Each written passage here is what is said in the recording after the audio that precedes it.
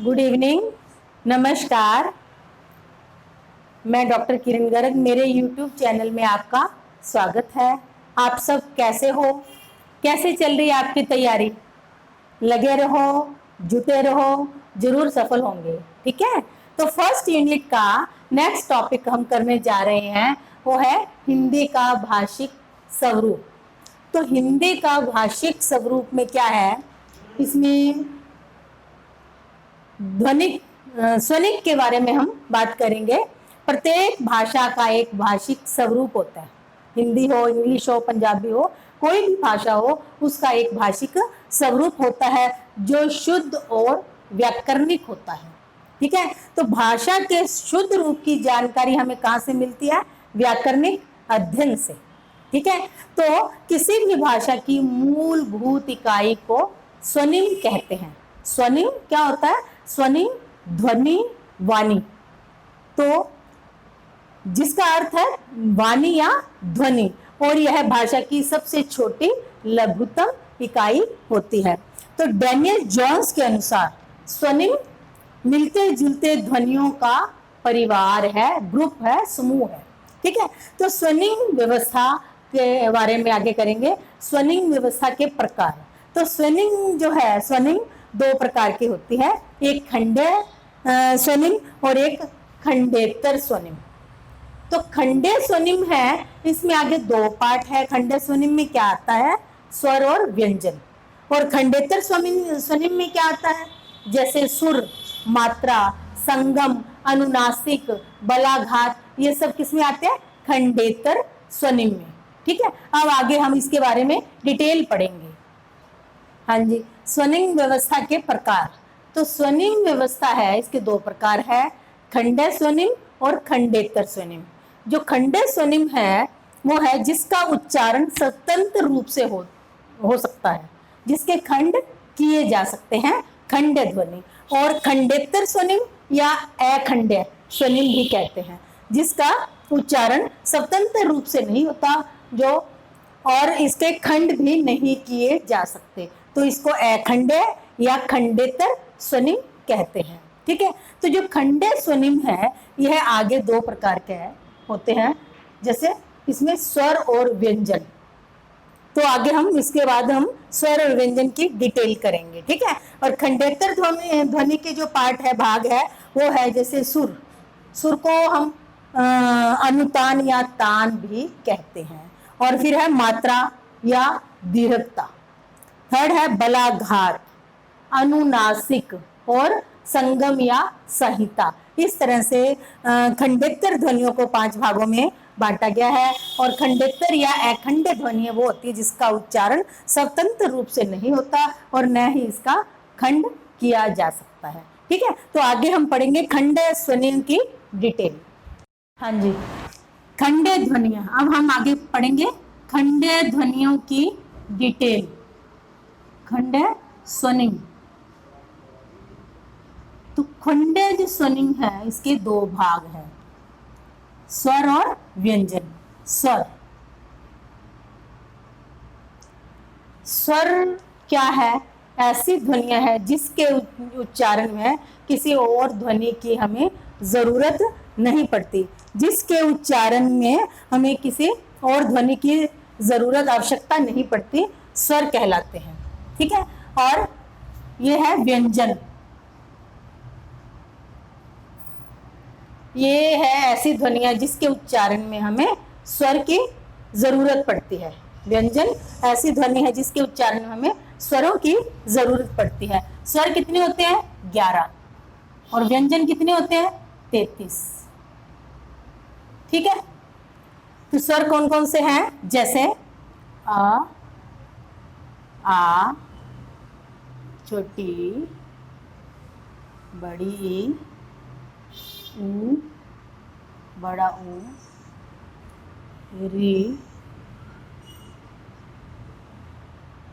छोटी ए, बड़ी ए, ओ और औ।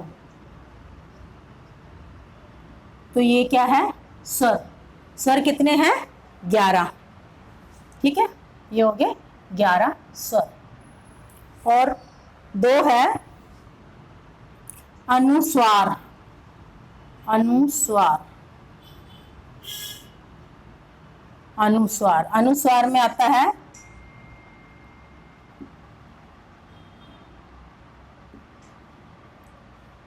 ये है अयोगवा, अयोगवा में आते हैं अयोगवा, ठीक है। अयोगवा में आता है अनुस्वार, अनुस्वार जैसे ये, ठीक है। फिर है विसर्ग, विसर्ग, ये अयोग में आते हैं, अयोगवा में आते हैं अनुस्वार और विसर्ग। अब आगे हम पढ़ेंगे व्यंजन के बारे में। तो व्यंजन, व्यंजन कितने होते हैं? 33, ठीक है। पहले हम पढ़ेंगे स्पर्श व्यंजन के बारे में। क, ख, ग, घ, ड़, ठीक है।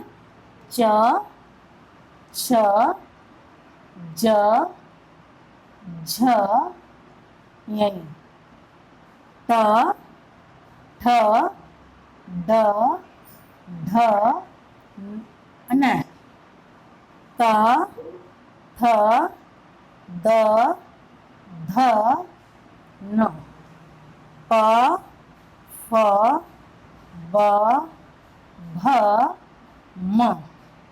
तो ये है क्या है? स्पर्श व्यंजन, स्पर्श व्यंजन। जब हम इन व्यंजनों का उच्चारण करते हैं तो मुंह के किसी ना किसी भाग को यह स्पर्श करती है ध्वनि। जब हम इन व्यंजनों का उच्चारण करते हैं तो उच्चरित ध्वनि किसी न किसी मुंह के किसी पार्ट को स्पर्श करती है। तो यह है कवर्ग। कवर्ग जो है, कवर्ग जो भाग है, वर्ग है, इसका उच्चारण करते समय किससे हमारी जो ध्वनि किससे स्पर्श करती है? कंठ्य से, कंठ्य, कंठ्य, ठीक है। यह है च्वर्ग। च्वर्ग, च्वर्ग जो भाग है च, छ, ज, झ, न, ये जब हम उच्चारण करते हैं तो ध्वनि मुंह के कौन से पार्ट को स्पर्श करती है? तालव्य, तालव्य, तालु, जो तालु भाग होता है उसको स्पर्श करते हैं। नेक्स्ट है टवर्ग, टवर्ग। तो ट्वर्ग भाग का जब हम उच्चारण करते हैं ट, ठ, ढ, ढ, है ना, तो मूर्धन्य, मूर्धा को स्पर्श करते हैं। ध्वनि मूर्धा को स्पर्श करती है, मूर्धन्य। नेक्स्ट आ गया तवर्ग। तो त्वर्ग भाग है त, थ, द, ध, न। तो इसमें जब हम उच्चारण करते हैं, इसका व्यंजन का उच्चारण करते हैं तो मुंह के कौन से भाग को स्पर्श करते हैं?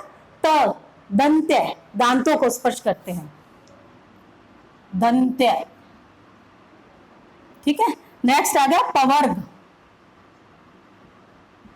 पवर्ग में व्यंजन का, वर्णों का उच्चारण करते समय मुंह के कौन से भाग का स्पर्श करते हैं? जैसे प, फ, ओठों, दोनों होठों का स्पर्श होता है। तो इसमें क्या आएगा? ओष्ठ्य, ओष्ठ्य। तो यह थे हमारे स्पर्श व्यंजन। अब हम आगे करेंगे अंतस्थ व्यंजन। अंतस्थ व्यंजन, अंतस्थ व्यंजन कौन से होते हैं? य, र, ल, व, ये होते हैं अंतस्थ व्यंजन। अब नेक्स्ट करेंगे ऊष्मीय व्यंजन। ऊष्मीय व्यंजन, तो ऊष्मीय व्यंजन कौन से होते हैं? श, श, स, ह, ये होते हैं ऊष्मीय व्यंजन। जब इनका उच्चारण होता है तो मुंह से गर्म वायु निकलती है, ऊष्मा निकलती है, तो ऊष्मीय व्यंजन बोलते हैं, ठीक है। अब आगे आगे नेक्स्ट आ गया संयुक्त व्यंजन। संयुक्त व्यंजन, संयुक्त व्यंजन कौन से हैं? श, त्र, ज्ञ और श्रव, ये है संयुक्त व्यंजन। जो क्ष है इसमें आएगा क्ष प्लस त्र, त प्लस र, ग ज प्लस न, क्ष श प्लस र। तो इस तरह इन दोनों व्यंजनों के इकट्ठे संयुक्त होने से संयुक्त व्यंजन कहलाएंगे। तो आगे देखो, ये स्पर्श व्यंजन हो गए 25, ठीक है। 4 अंतस्थ व्यंजन हो गए, 4 ऊष्मीय व्यंजन हो गए, तो ये हो गए 33 व्यंजन, 33, ठीक है। और 11 स्वर, तो ये खंडे स्वनिम में आते हैं 11 स्वर और 33 व्यंजन। तो 11 स्वर में अ आ ई उ री ए छोटी ए बड़ी ए ओ और औ, ये हो गए 11 स्वर। और अयोगवा होते हैं, 2 अयोगवा होते हैं जो कि ना स्वर में काउंट होते हैं और ना व्यंजन में काउंट होते हैं। ये दोनों अलग होते हैं, जिसमें एक अनुस्वार होता है जिस पर ऊपर हिंदी आती है, जैसे कंगन, पंचम, इस टाइप में, ठीक है। ये है विसर्ग, ये भी ना स्वर में काउंट होता है ना व्यंजन में। अब हम आगे हैं, ये व्यंजन, वो थे स्वर, ये व्यंजन है। तो व्यंजन 33 होते हैं, जिसमें 25 स्पर्श व्यंजन होते हैं, कवर्ग, चवर्ग, टवर्ग, तवर्ग और पवर्ग। इस तरह ये अलग अलग वर्ग है जो मुंह में अलग अलग स्थान को स्पर्श करते हैं इनका उच्चारण करते समय, ठीक है। ये हो गए 25 स्पर्श व्यंजन, 4 अंतस्थ व्यंजन और ऊष्मीय व्यंजन श श स ह, ठीक है। तो ये हो गया टोटल 33। इस तरह से 33 व्यंजन, 11 स्वर हो गए। और फिर है नेक्स्ट संयुक्त स्वर 4 होते हैं, क्ष, त्र, ग और श्र। तो जो क्ष है उसमें क प्लस श, और त्र में त प्लस र, और ग में ज प्लस अन, और श्र में श प्लस र। तो ये थी हमारी खंडे स्वनिम। आगे हम पढ़ेंगे खंडेतर या अखंडे स्वनिम। हाँ जी, तो हमने पहले खंडे ध्वनियों के बारे में पढ़ा है, जिसमें स्वर और व्यंजन आते हैं। तो स्वर के बारे में थोड़ा और बता दूं मैं। स्वर के 3 भेद होते हैं, ये हास्य स्वर, दीर्घ स्वर और प्लुत स्वर। तो हास्य स्वर ऐसे स्वर होते हैं जिसका उच्चारण करते समय कम से कम समय लगता है। तो हास्य स्वर कौन से होते हैं? अ, ई, उ और री, ये 4 हास्य स्वर होते हैं। इसमें उच्चारण करते समय कम से कम समय लगता है। फिर है दीर्घ स्वर। दीर्घ स्वर ऐसे स्वर हैं जिनका उच्चारण करते समय हास्य स्वर से दुगना समय लगता है। तो इसमें कौन कौन से स्वर आते हैं? आ, बड़ी ई, बड़ा ऊ, ए, बड़ी ए, ओ और औ। तो यह है 7, यह है 4 हास्य स्वर है 4, और यह है 7 दीर्घ स्वर है 7, ठीक है। फिर है प्लुत स्वर।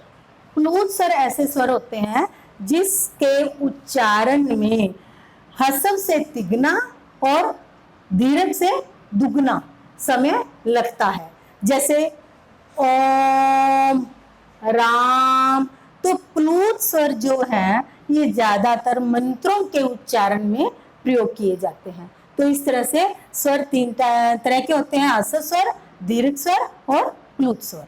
अब आगे हम पढ़ेंगे खंडेतर या अखंडे ध्वनियों के बारे में, ठीक है, जो स्वनिम का दूसरा भाग है, ठीक है। खंडेतर, खंडेतर जो है ध्वनि स्वनिम, उसमें कौन कौन सी स्वनिम आती है? सुर, मात्रा, बलाघात, अनुनासिक, संगम या संहिता।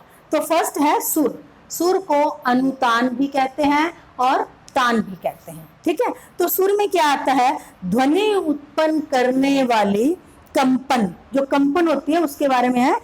ध्वनि उत्पन्न करने वाली कंपन आवृत्ति सुर का प्रमुख कारण होती है।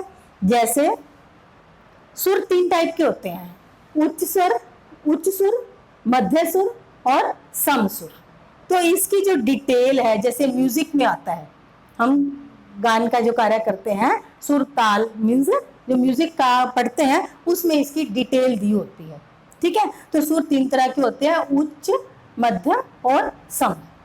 तो ध्वनि उत्पन्न करने वाली कंपन आवृत्ति सुर का प्रमुख कारण होती है। ठीक है, नेक्स्ट आ गया मात्रा, या इसका दूसरा नाम है दीर्घता।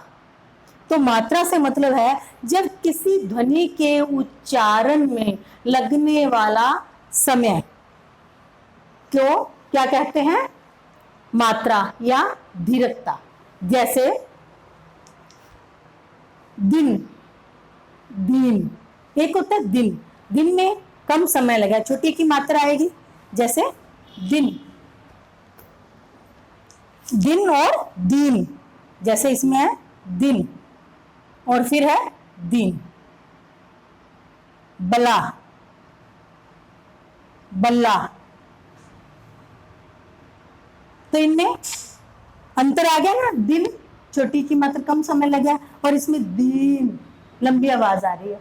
ठीक है, इसमें ह्रस्व और दीर्घ स्वर का आ गया, बला बल्ला, मीनिंग में भी चेंज आ गया। तो ये क्या है, मात्रा या दीर्घता, खंडेतर जो स्वनिम में इसमें मात्रा। ठीक है, नेक्स्ट आ गया बलाघात, जब किसी ध्वनि के उच्चारण में बल का प्रयोग किया जाता है तो बलाघात कहते हैं। तो इसमें बलाघात में क्या आएगा, जैसे हम किसी वाक्य का प्रयोग करते समय किसी स्वनिम पर जो खंडेतर स्वनिम पर जोर देते हैं, जैसे राम ही जाएगा, ही पर हमने बल दिया है तो ये क्या हो गया, बलाघात।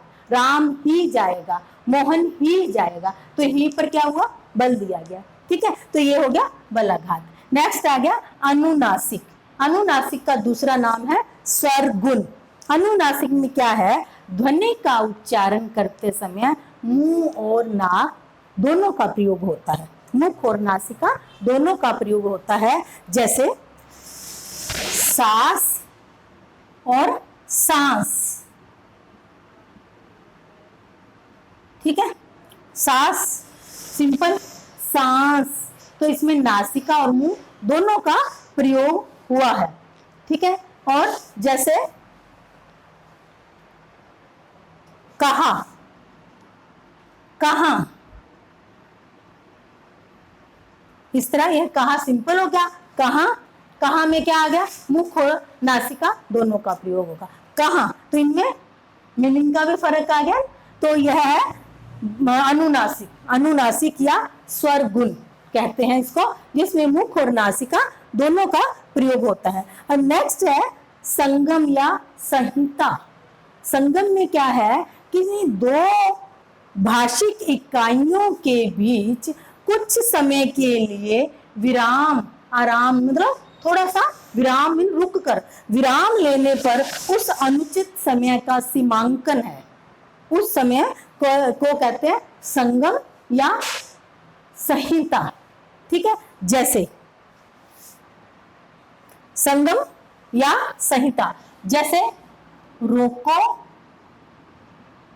मत जाने दो,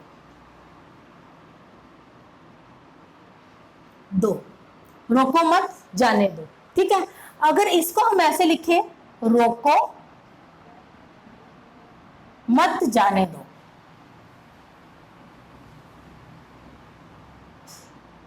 तो रोको मत जाने दो, तो रोको मत मीन्स रोको मत, उसको जाने दो। अगर इसका या ये मतलब जो हमने विराम लगाया है, अगर इसको विराम को यहाँ लगा दे, रोको मत जाने दो, उसको रोक लो मत जाने दो, तो क्या अर्थ में अंतर आ गया। तो यह क्या है, दो भाषिक इकाइयों के बीच, दो भाषिक इकाइयों के बीच कुछ समय के लिए विराम लेने पर उस समय का, उस अनुचित थोड़े से समय को जो सीमांकन होगा उसको क्या कहते हैं, संगम या संहिता। जैसे बंदर,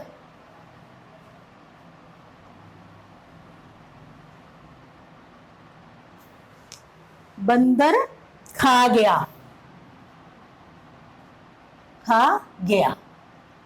अब इसका लिखेंगे बंद रखा गया,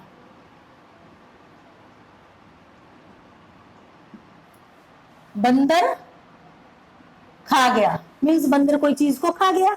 अब हमने इसको इसका ये इस इकाई को इसमें ऐड करके हमने विराम यहाँ पे लगा दिया, बंद रखा गया, तो क्या आ गया, अर्थ में चेंज आ गया, बंद रखा गया, किसी चीज को बंद रखा गया।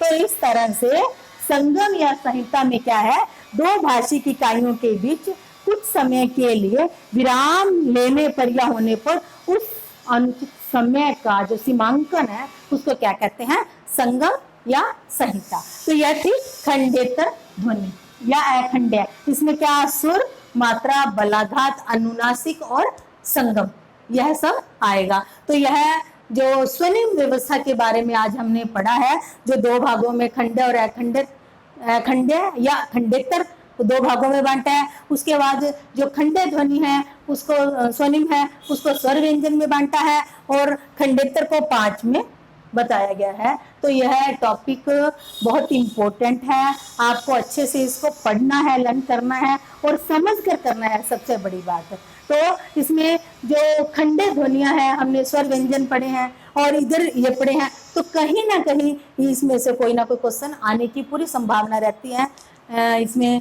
नेट में CTET, HTET, तो इन सब एग्जाम में इस टाइप का क्वेश्चन आने की पूरी संभावना रहती है। तो बड़े अच्छे से आपको इस टॉपिक को तैयार करना है। और अगर यह वीडियो, यह टॉपिक आपको आपके लिए उपयोगी लगता हो और अच्छा लगता हो तो आप इसको लाइक, शेयर और सब्सक्राइब करें। Thank you.